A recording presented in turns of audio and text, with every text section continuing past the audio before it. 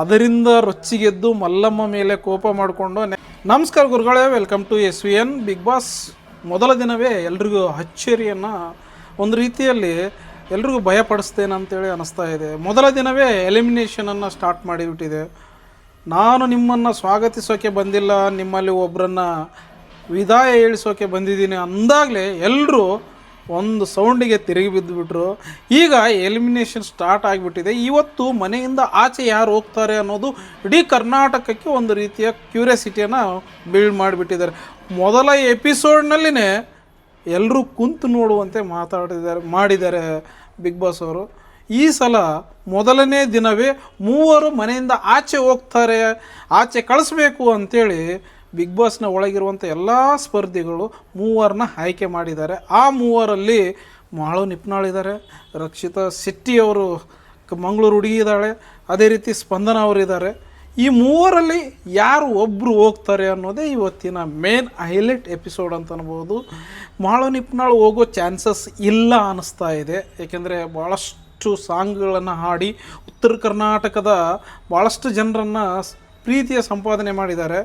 Serial ಮೂಲಕ ಜನರಿಗೆ ತಲುಪಿರ್ಬೋದು, but ಅಷ್ಟು ಐಡೆಂಟಿಟಿ ಕಾಣಿಸ್ತಾ ಇಲ್ಲ ಸ್ಪಂದನ ಅವ್ರದ್ದು. ಬಟ್ ಈ ಮಂಗಳೂರು ಹುಡುಗಿ ಅವರ ಮಾತು ಕೇಳಿಸ್ಕೋಬೇಕು ಅಂತೇಳಿ ಅನ್ನಿಸ್ತದೆ. ಬಟ್ ಇಷ್ಟ ಆಗ್ತಾ ಇಲ್ಲ ಅನ್ನೋದು ಒಂದು ಕಡೆ ಗೊತ್ತಾಗುತ್ತೆ. ಅವರ ಮಾತು ಎಲ್ಲೋ ಮುಂದೆ ಹೋಗ್ತಾ ಒಂದು ರೀತಿಯಲ್ಲಿ ಇರಿಟೇಷನ್ ಆಗ್ಬೋದೇನೋ ಅಂತೇಳಿ ಅನ್ನಿಸ್ತಾ ಇರುತ್ತೆ. ಆ ರೀತಿಯ ಒಂದು ಏನಂತಾರೆ ಕಂಟೆಸ್ಟೆಂಟ್ ಆಗ್ಬೋದು ಇವರು ರಕ್ಷಿತಾ ಶೆಟ್ಟಿ. ಅವ್ರನ್ನ ಮನೆಯಿಂದ ಆಚೆ ಕಳಿಸ್ತಾರೆ ಅನ್ನೋ ಒಂದು ಬಜ್ ಕೇಳಿ ಬರ್ತಾ ಇದೆ. ನೋಡೋಣ ಇವತ್ತು ಸಂಜೆ. ಮೇ ಬಿ ನನ್ನ ಪ್ರಕಾರ ರಕ್ಷಿತಾ ಶೆಟ್ಟಿ ಏನು ಮಂಗಳೂರು ಹುಡುಗಿ ಇದ್ದಾಳೆ, ಅವರು ಆಚೆ ಬರ್ಬೋದು ಒಂದು ವೇಳೆ ಎಲಿಮಿನೇಟ್ ಮಾಡ್ತಿದ್ರೆ ಬಿಗ್ ಬಾಸ್ ಅವರು. ಕರ್ನಾಟಕದ ಜನತೆ ಎಲ್ರಿಗೂ ಈಕ್ವಲ್ ವೋಟ್ ಹಾಕಿ ಈ ವಾರ ಈ ಒಂದು ದಿನದಲ್ಲಿ ಬಿಗ್ ಬಾಸ್ಗೆ ಬಂದವರು ಒಂದೇ ದಿನದಲ್ಲಿ ಮನೆ ಆಚೆ ಹೋಗೋದು ಅಷ್ಟು ಸರಿಯಲ್ಲ, ಅಷ್ಟು ಸರಿ ಕಾಣಿಸ್ತಾ ಇಲ್ಲ. ಒಂದಿಷ್ಟು ದಿನ ಇರಲಿ ಎಲ್ಲರೂ ಅನ್ನೋ ರೀತಿಯಲ್ಲಿ ಏನಾದರೂ ಸಡನ್ ಟ್ವಿಸ್ಟ್, ಒಂದು ಟ್ವಿಸ್ಟ್ ಮೇಲೆ ಟ್ವಿಸ್ಟ್ ಅಂತೇಳಿ ಏನು ವೈರಲ್ ಆಗಿದೆ, ಆ ರೀತಿಯಲ್ಲಿ ಬಿಗ್ ಬಾಸ್ನವರು ಜನರಿಗೆ ಟ್ವಿಸ್ಟ್ ಮೇಲೆ ಟ್ವಿಸ್ಟು. ಈಗ ನೀವು ಅಂದ್ಕೊಂಡ ರೀತಿಯಲ್ಲಿ ಬಿಗ್ ಬಾಸ್ ಇಲ್ಲ, ಬೇರೆಯೇ ಇದೆ ಬಿಗ್ ಬಾಸ್ ಅನ್ನೋ ರೀತಿಯಲ್ಲಿ ಏನಾದರೂ ತೋರ್ಸೋಕ್ಕೆ ರೆಡಿಯಾಗಿದ್ದಾರೆ. ಯಾಕೆಂದರೆ ಮೊದಲ ದಿನವೇ ಈ ಎಲಿಮಿನೇಷನ್ ಪ್ರಕ್ರಿಯೆ ಇಟ್ಟಿರೋದ್ರಿಂದ ಬಿಗ್ ಬಾಸ್ ಏನೋ ಹೊಸತನ ಮಾಡ್ತಾ ಇದೆ ಅಂತೇಳಿ ಅನ್ನಿಸ್ತಾ ಇದೆ. ಆ ರೀತಿಯ ಒಂದು ಎಪಿಸೋಡ್ ಇವತ್ತಿಂದ ಆಗಿದೆ. ಈಗಾಗಲೇ ಮಲ್ಲಮ್ಮನ ಎಪಿಸೋಡ್ಗಳನ್ನು ನೀವು ನೋಡಿದ್ದೀರಿ, ನಾನು ನೋಡಿದ್ದೀನಿ. ಪ್ರೋಮೋದಲ್ಲಿ ನೀವು ನೋಡಿರ್ತೀರ, ನಾನು ನೋಡಿದ್ದೀನಿ. ಪ್ರೋಮೋದಲ್ಲಿ ಕಾಣಿಸಿರೋ ಪ್ರಕಾರ ಮಲ್ಲಮ್ಮ ಇವತ್ತು ಎಲ್ರಿಗೂ ಊಟಕ್ಕೆ ಬೇಕಾಗಿರುವಂಥ ಸಾಮಗ್ರಿಗಳದ ಆಟ ಏನಿತ್ತು ಆ ಆಟದಲ್ಲೇ ಸೋತಿರೋದ್ರಿಂದ ಯಾರಿಗೂ ಊಟದ ಸಾಮಗ್ರಿಗಳು ಸಿಗೋದಿಲ್ಲ ಅಂಥೇಳಿ ಒಂದು ಅನೌನ್ಸ್ಮೆಂಟ್ ಆಯಿತು. ಅದರಿಂದ ರೊಚ್ಚಿಗೆದ್ದು ಮಲ್ಲಮ್ಮ ಮೇಲೆ ಕೋಪ ಮಾಡಿಕೊಂಡು ನೆಕ್ಸ್ಟ್ ಮಲ್ಲಮ್ಮಗೇನಾದರೂ ನಾಮಿನೇಷನ್ ಮಾಡೋ ರೀತಿಯಲ್ಲಿ ಏನಾದರೂ ಆಗುತ್ತಾ, ಮತ್ತೊಂದು ಟಾಸ್ಕ್ ಕೊಟ್ಟು ಮಲ್ಲಮ್ಮ ಗೆಲ್ಲೋ ರೀತಿಯಲ್ಲಿ ಏನಾದರೂ ಆಗುತ್ತಾ.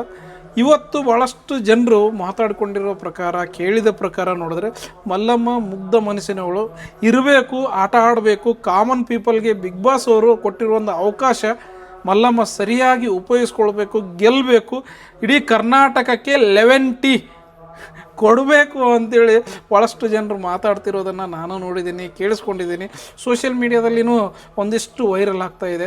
ಮಲ್ಲಮ್ಮ ಅಂಥವ್ರು ಗೆಲ್ಲಬೇಕು, ಮಲ್ಲಮ್ಮ ಅಂಥವ್ರು ಬಿಗ್ ಬಾಸ್ಗೆ ಬಂದಿದ್ದು, ಬಿಗ್ ಬಾಸ್ ಅವರು ಸೆಲೆಕ್ಟ್ ಮಾಡಿದ್ದು ಬೆಸ್ಟ್ ಚಾಯ್ಸ್ ಅಂಥೇಳಿ ಒಂದು ರೀತಿಯ ಪ್ರಶಂಸೆಯ ಮಾತುಗಳನ್ನು ಹಾಡ್ತಾ ಇದ್ದಾರೆ. ಈ ಸಲದ ಬಿಗ್ ಬಾಸ್ ಎಲ್ಲವೂ ಸ್ಪೆಷಲ್ ಮೇಲೆ ಸ್ಪೆಷಲ್, ಟ್ವಿಸ್ಟ್ ಮೇಲೆ ಟ್ವಿಸ್ಟ್ ಅನ್ನೋ ರೀತಿಯಲ್ಲಿ ಬಿಗ್ ಬಾಸ್ ಕೊಡ್ತಾ ಇದೆ.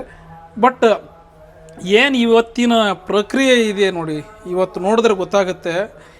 ಇವತ್ತಿನ ದಿನದ ಎಪಿಸೋಡು ಎಲಿಮಿನೇಷನ್ ಏನಾದರೂ ಮಾಡಿಬಿಟ್ರಂದ್ರೆ ಎಲ್ರಿಗೂ ಶಾಕ್ ಆಗಿಬಿಡುತ್ತೆ.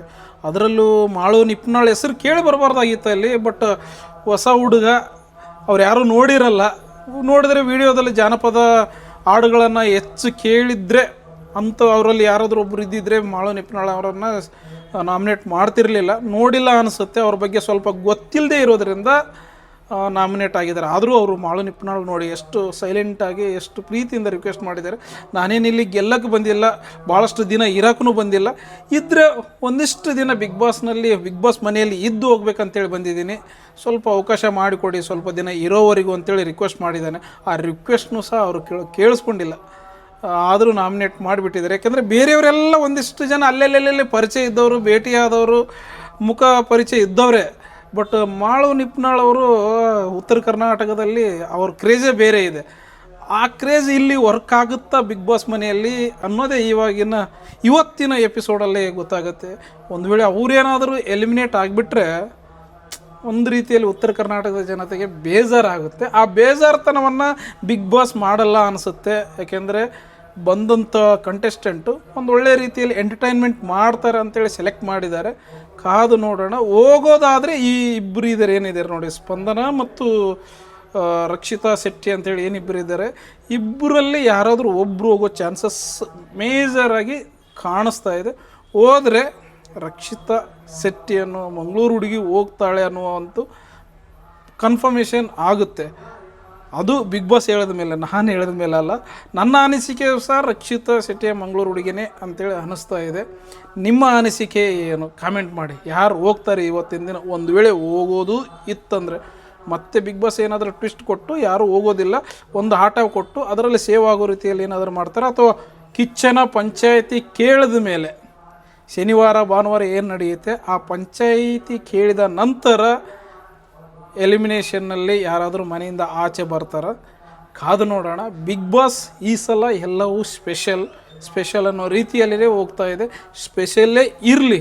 ಬಿಗ್ ಬಾಸ್ ಈ ಸಲ ಎಲ್ಲರಿಗೂ ಒಂದು ರೀತಿಯಲ್ಲಿ ಪಾಠವನ್ನು ಹೇಳಿಕೊಡುವ ರೀತಿಯಲ್ಲಿ, ಜೀವನಕ್ಕೆ ಒಂದು ದಾರಿದೀಪ ಆಗೋ ರೀತಿಯಲ್ಲಿ, ಯಾರೋ ಎಷ್ಟೆಷ್ಟೋ ಜನ ಜೀವನದಲ್ಲಿ ಕುಗ್ಗೋಗಿರ್ತಾರೆ, ಎಷ್ಟೋ ಜನ ಬೇಜಾರಾಗಿರ್ತಾರೆ. ಈ ಬಿಗ್ ಬಾಸನ್ನು ನೋಡಿದ ತಕ್ಷಣ, ಅಲ್ಲಿ ಆಡಿಸುವಂಥ ಆಟಗಳನ್ನು ನೋಡಿದ ಮೇಲೆ ಲೈಫಲ್ಲಿ ಏನಾದರೂ ಚೇಂಜಸ್ ಆಗಲಿ, ನಾನು ಒಂದು ಮನೆಯಲ್ಲಿದ್ದರೆ, ಒಂದು ರಾಜ್ಯದಲ್ಲಿ, ಒಂದು ಸಮಾಜದಲ್ಲಿದ್ದರೆ ಹೆಂಗೆ ನಾನು ಪಾಸಾಗಿ ಹೋಗಬೇಕು, ಜೀವನದಲ್ಲಿ ಹೆಂಗೆ ಗೆಲ್ಲಬೇಕು ಅನ್ನೋದನ್ನು ಬಿಗ್ ಬಾಸ್ ನೋಡಿ ಕಲೀಲಿ. ಬಿಗ್ ಬಾಸ್ ಅನ್ನೋದು ಒಂದು ರೀತಿಯಲ್ಲಿ ಈ ಸಮಾಜ ಇದ್ದಂಗೆ. ಈ ನಾವೇನು ಈಗ ಓಡಾಡ್ತೀವಿ ನೋಡಿ ಎಷ್ಟೋ ಜನರ ಮಧ್ಯೆ, ಅಲ್ಲಿ ಇಲ್ಲಿ ಎಂಥವ್ರೋ ಬಂದು ಭೇಟಿ ಆಗ್ತಾರೆ. ಅವರೆಲ್ಲರನ್ನ ಜೊತೆ ಮಾತಾಡ್ತೀವಿ, ಜಗಳ ಮಾಡ್ತೀವಿ, ಬೈದಾಡ್ಕೊಳ್ತೀವಿ, ಕೋಪ ಮಾಡ್ಕೋತೀವಿ, ನಗ್ತೀವಿ, ಅಳ್ತೀವಿ, ಎಲ್ಲವೂ ಮಾಡ್ತೀವಿ. ಬಟ್ ಬೆಸ್ಟ್ ಚಾಯ್ಸ್ ಅಂತೇಳಿ ಒಬ್ಬರನ್ನ ಸೆಲೆಕ್ಟ್ ಮಾಡ್ಕೊಳ್ತೀವಿ. ಒಂದಷ್ಟು ಟೈಮು ಬೇರೆಯವ್ರನ್ನ ಸೆಲೆಕ್ಟ್ ಮಾಡ್ಕೋತೀವಿ, ಅವ್ರು ನಮಗೆ ಸರಿಯಲ್ಲ ಅಂದ ತಕ್ಷಣ ದೂರ ಬರ್ತೀವಿ. ಬಟ್ ನಮ್ಮದೇ ಆದ ಒಂದು ಗುರಿ ಕಡೆ ಹೋಗ್ತೀವಿ. ಎಲ್ಲವೂ ಇಲ್ಲಿ ಇದೆ. ಅದೇ ರೀತಿಯಲ್ಲಿ ಬಿಗ್ ಬಾಸ್ ಮನೆ ಏನೂ ಇದೆ. ಆ ಬಿಗ್ ಬಾಸ್ ಮನೆ ನೋಡಿ ಒಂದಷ್ಟು ಜನ ಚೇಂಜ್ ಆಗುವ ರೀತಿಯಲ್ಲಿ ಈ ಬಿಗ್ ಬಾಸ್ ಸೀಸನ್ ಆಗಲಿ ಅಂತೇಳಿ ನನ್ನ ಆಸೆ. ಯಾವಾಗಲೂ ಬಿಗ್ ಬಾಸ್ ನೋಡಿದ ತಕ್ಷಣ ನನಗೆ ಅನಿಸೋದು ಒಂದೇ, ನಮ್ಮ ಜೀವನದಲ್ಲಿ ಏನೇನು ನಡೆಯುತ್ತೆ, ಅಲ್ಲಿ ಆಡಿಸುವಂಥ ಆಟಗಳು ಸಹ ಕನೆಕ್ಟ್ ಆಗ್ತವೆ, ತಿಳ್ಕೊಳ್ಳುವಂಥ ಒಂದಿಷ್ಟು ವಿಷಯಗಳು ಬಿಗ್ ಬಾಸ್ ಮನೆಯಲ್ಲಿ ಇದ್ದಾವೆ ಅಂಥೇಳಿ ನನಗೂ ಅನಿಸಿದ್ದುಂಟು. ನಿಮಗೂ ಅನಿಸಿದರೆ ಪ್ಲೀಸ್ ಕಾಮೆಂಟ್ ಮಾಡಿ. ವಿಡಿಯೋ ಇಷ್ಟ ಆದರೆ ಶೇರ್ ಮಾಡಿ.